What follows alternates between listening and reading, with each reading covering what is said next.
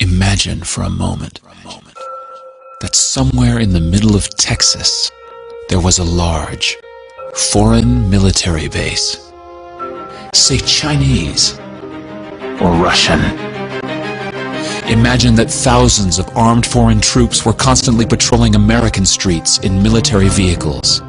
Imagine they were here under the auspices of keeping us safe, or promoting democracy, or protecting their strategic interests. Imagine that they operated outside of U.S. law and that the Constitution did not apply to them.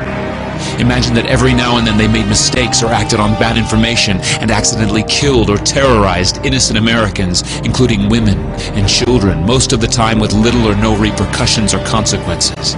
Imagine that they set up checkpoints on our soil and routinely searched and ransacked entire neighborhoods of homes. Imagine if Americans were fearful of these foreign troops and overwhelmingly thought America would be better off without their presence. Imagine if some Americans were so angry about them being in Texas that they actually joined together to fight them off in defense of our soil and sovereignty because leadership in government refused or were unable to do so. Imagine that those Americans were labeled terrorists or insurgents for their defensive actions and routinely killed or captured or tortured by the foreign troops on our land. Imagine that the occupiers' attitude was that if they just killed enough Americans, the resistance would stop, but instead, for every American killed, 10 more would take up arms against them, resulting in perpetual bloodshed. Imagine if most of the citizens of the foreign land also wanted these troops to return home. Imagine if they elected a leader who promised to bring them home and put an end to this horror. Imagine if that leader changed his mind once he took office. The reality is that our military presence on foreign soil is as offensive to the people that live there as armed Chinese troops would be if they were stationed in Texas.